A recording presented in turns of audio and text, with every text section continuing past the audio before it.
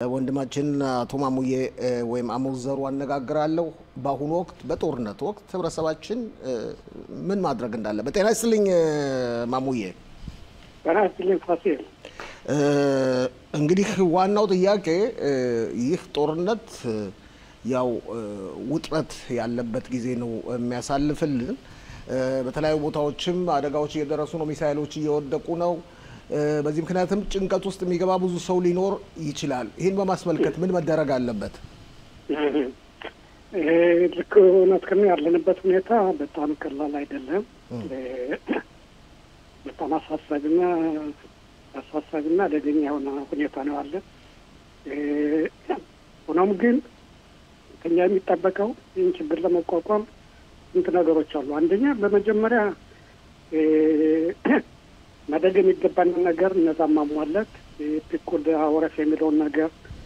የእሱ መመሪያ መከተል በጊዜው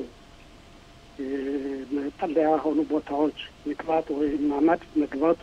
በጣም አስፈላጊ ነው እና በዛ እንደ ቀላል አድርጎ ማየት አያስፈልግም ከዛም ብዙ ሰው በአንድ ላይ የመገናኘቱና የመሰባሰቡ ሲባልና የመሳሰሉ የሚደረግበት ጊዜ አይደለም አሁን እነዛ ነገሮች መቆጠብ ያስፈልገን ነው ይሄ ግልጽ የሆነው ነገር ነው ከዛ በተረፈ ግን ይሄ ችግር ከአቅማችን በላይ መንፈሳችን አቅም በላይ ስለሆነ ማንኛውም ሰው ስጋትና ፍርሃት ይሰማዋል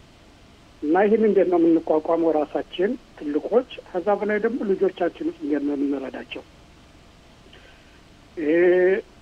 ሁኔታ አስፈሪ ስለሆነ መፍራቱ ጥሩ ነው ያለ ነገር ነው መሆን አለበት ግን ፍርሃቱን እዛ በኋላ ግን ከፈራ በኋላ እንዴት ነው የምንቋቋም የሚለው ነው ዋናው ትልቁ ነገር የሚያስፈራ ነገር ያስፈራ መፍራቱ ይሄ የሚያዋርድ ነገር አይደለም ግን ከፈራ በኋላ እንዴት ነው የምንቋቋመው በተለይ ማሙዬ በልጆችና በወላጆች ትላልቅ ሰዎች መካከል ያለው ግንኙነትስ እና እኛ እንግዲህ ችግሩን ተረድተን ራሳችን ማረጋጋን በኋላ ልጆቻችን ፍርሃታቸውን ሊቋቋም እንዲችሉ ለልጆቻችን ተገር መሆን አለብን ልጆቻችን የእኛን ፍርሃት ካዩ የበለጠ ካላቸው ፍርሃት የበለጠ በጣም ሊፈሩ ይችላሉ እና የእኛ ገጽታ የእኛ መንፈስ የእኛ ምክር ለእነሱ ፍርሃት ሊያሳድገው ሊቀንሰውም ይችላል ጥሩ ከሆነ ጥሩ ሆነን ደፋር ሆነን ተረጋግተን በደንብ ካነጋገርናቸው እነሱ ደፋር ሊሆኑ ይችላሉ እና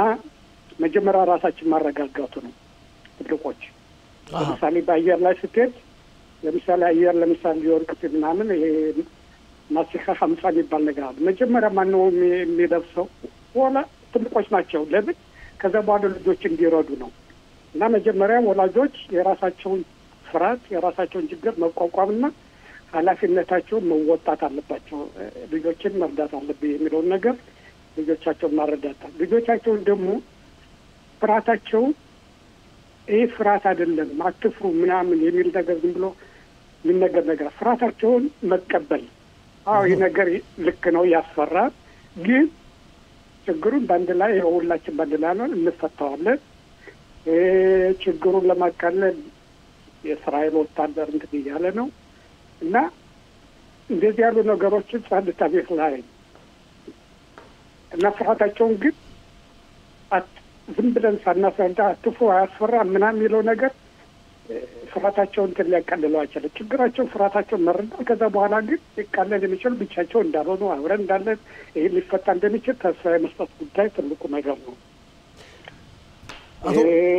እሺ ቀጥል ከዛ በላይ ለልጆች ብዙውን ጊዜ ይሄ ጦርነት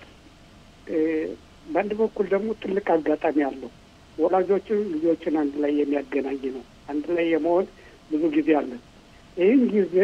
በምን ሁኔታ ነው የምንጠቀመው ጊዜውን ዝም ብለን አብረን ተቀምጠን ቁጭ ማለት ሳይሆን ሁሉም ቴሌቪዥን ምናምን የማየት ሁኔታ ሳይሆን ከዛ ርቀን እንዴት ነው ከልጆቻችን ጋር የምንጫወተው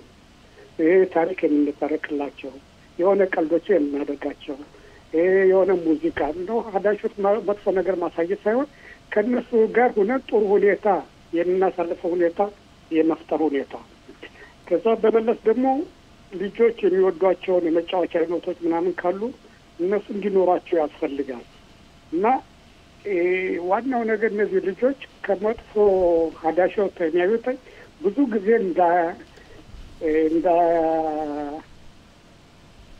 ከዛ ላይ እንዳይሆኑ በጣም መጠንቀቅ ያስፈልጋል። ለምን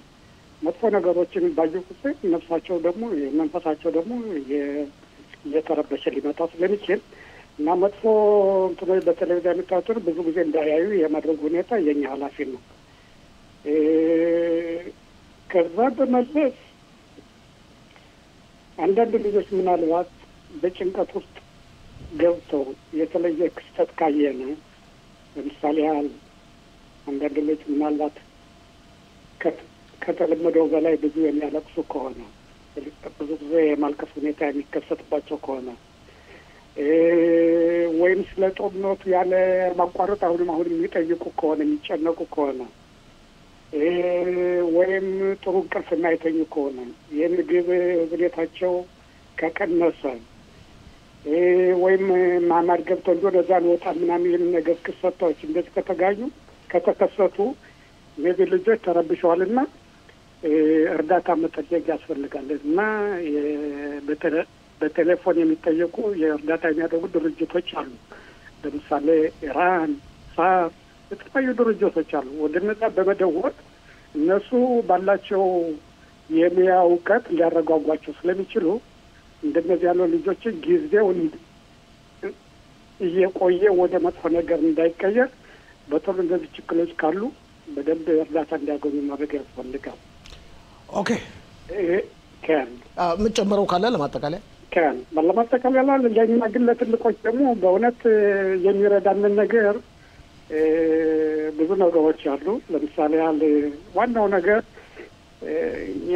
የሃይማኖት ሰዎች ነን እና በእግዚአብሔር እምነት ማመኑ በጣም በጣም አስፈላጊ ነው። ለምን በታሪክም የምናውቀው ነው። የእስራኤል የሆነ ማንም እግዚአብሔር የሚጠላው የእግዚአብሔር እጅ ያለበት ነው። ምንም ችግር ብንሰራ መጥፎ ብንሰራ ይቀጣናል እንጂ አያጠፋንም እና ያን ነገር እምነት መኖሩ ጥሩ ነው። ያ እምነቱን ሊያጠነክረን ይችላል። ሁለተኛው ደግሞ ከልምዶች ለምሳሌ አንድ ልጅ ምን አለ መሰለህ ፋሲል፣ እኛ በቀድሞ ስንመጣ በሱዳን ብዙ ችግር አጋጥሞን ያው ላተጋፍተን የመጣነት ከሞት አፋፍ ይወጣነት ያን ያለፍነ ሱዳን እዚህ ችግር ሲያጋጥመኝ ከዛ አንጻር በዛ አይነት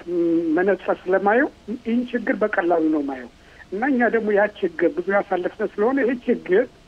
ልንቋቋም እንደሚችል ማመን አለብን። ያን ካመነ ችግሩ ሊቀል ይችላል እና ከልምዳችን መማር ያስፈልጋል እና ጨለማ ከሆነ ጨለማ በኋላ ደግሞ ብርሃን አለ እና ያለንበት ጊዜ ጨለማ ቢሆንም ተስፋ መኖርና እምነት ካለን ነገ ብርሃን እንደሚሆን ያንን ነገር ማሰብ ያስፈልጋል። ከዛ በመለስ ደግሞ ማህበራዊ ግንኙነት በቴሌፎን ሊሆን ይችላል እና ብቸኝነት እንዳይሰማን ማድረግ ከሰው ጋር መወያየት፣ ምክር መቀበል፣ ምክር መስጠት የመሳሰሉ ነገሮች በጣም በጣም ሊያጠነክረን ስለሚችል እና ያለንበት ጊዜ ሊያልፍ ይችላል እና በእግዚአብሔር እርዳታ ዛሬ ጨለማ ቢሆን ነገ ብርሃን ውስጥ እንደምንገባ ትልቅ ተስፋ አለኝ። ትልቁ ነገር ከጨለማ በኋላ ከሌሊት በኋላ ቀን ይመጣል፣ ብርሃን ይመጣል። ትክክል ነህ